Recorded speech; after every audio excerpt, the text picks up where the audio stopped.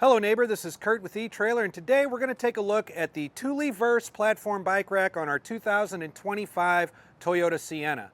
Now if you've had experience with this bike rack, or if you have questions about it after watching this video, go ahead and drop those in the comments below. We love to take those and use them to help us help our neighbors make the best decision for themselves. So when we're talking about this bike rack on our Sienna, we just want to kind of take a look at how it fits it. Now, as we see right here, with the second bike on, it would probably be a little bit more obstruction, but we do have some obstruction to our taillight. We've got some obstruction to our license plate, which also means our rear view camera as well. So with that in mind, it's always a good idea to know just what kind of footprint this is going to be leaving behind the vehicle. As we look here, the platform actually holds it well away from the back of the car. As a matter of fact, this is a pretty good size handlebar. I think these are 14.5 inches, and it's still not even coming within the threshold of where the bumper would be. There's plenty of room here if there's some rattling around. We're not in danger of a handlebar hitting our back window. But because we have some blockage out of our rear view camera, it's a really good idea to know just what we've got going on back here, so that we can maneuver better when we're parking or backing into a tight space.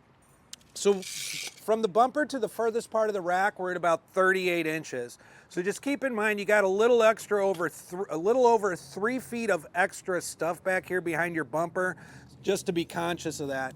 Another thing we're going to take a look at is ground clearance. So the hitch on a Sienna is pretty low, but because of the way that the Thule is built, in that it actually has a rise coming away from the bumper, this is tiered. So this platform for the second bike is actually just a little higher than the first. But what that's going to allow is a greater ground clearance for us. So our ground clearance to the end of the handle is about 19.5 inches. But if we're looking at this little bump stop right here, we're at about 16.5 inches. Now 16.5 inches should be plenty for you if you're coming up to a steep driveway or an incline, but it is a good thing to keep in mind if you do come up across that. About 16.5 inches, I would say, is some pretty good ground clearance. Now another question that you might have with a bike rack, very common question, is will I have access to my liftgate with the bikes loaded on? So we're going to go ahead and we're going to use this handle. There's a trigger on the handle. We're going to brace our bike, we're going to click that, and we are going to lower it away from the vehicle. Now at this point here, as you can see, it's not making contact with the ground, and that's a good thing because with the low hitch, sometimes we do come across that. And then let's go ahead and lift our gate here and see how much room we've got. Oh, plenty of room. Even if you had a little wider handlebars, this wouldn't have been an issue. But now with the bikes on, we get full access to our trunk. We could have a seat, change our shoes, grab our water, snacks, whatever it may be, before we getting back out onto the trail. And to lift it back into position is very, very simple as well. All you need to do is brace it and go ahead and lift it back up into position just like so.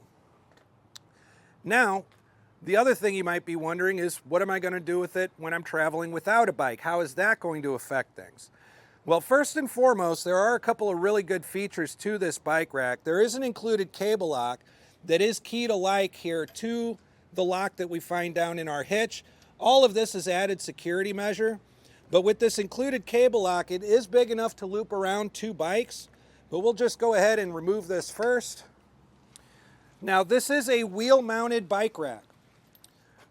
So it does have this arm and claw here, which will ratchet down and keep the bike tight and in place. It cannot be frame mounted, so if you have a bike with fenders, it might be a good idea to check out a frame mounted option. But with that being said, I can come over here. It's got a ratcheting wheel strap in the back. This slides back and forth to accommodate some different wheelbases. But we're just going to pop that loose here and get it on out of our way. And this rack does have a weight capacity of 60 pounds per bike, so you can carry your e-bikes on it. And we had mentioned what the ground clearance was on this. Up here to the platform, it's closer to 17 to 18 inches.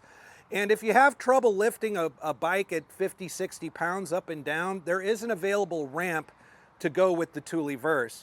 But this is not a 60-pound bike, so for this, I'm just going to go ahead and lift it right off. We can move this out of the way to store it or hit the trail or whatever we're going to be doing that day with it. And once we do that, we can just simply fold this back into place. Put our ratcheting strap back in so it's not flying around loose. And now we can put it into our stowed position. Now the stowed position is going to use the same handle and trigger mechanism as the tilt-away. We're just going to simply lift up on it instead until we hear that good audible click like that. Now we've significantly reduced the footprint put behind our bumper. So now at this point, we've only got 14.5 inches coming off of our bumper. This folds up easily without coming close at all to the back. But it is a good idea to just double check what kind of coverage we have. Now our taillights are going to be completely exposed, so that's a good thing. That'll be great for other drivers on the road, just keeping everything safe. We will have blockage of our license plate, and we will have blockage of our rear view camera. So again, all the more important to know exactly what you've got going on back here. But this is an excellent choice for anybody looking for a premium platform bike rack for their 2025 Toyota Sienna. I'm Curt with eTrailer. Thanks for stopping by.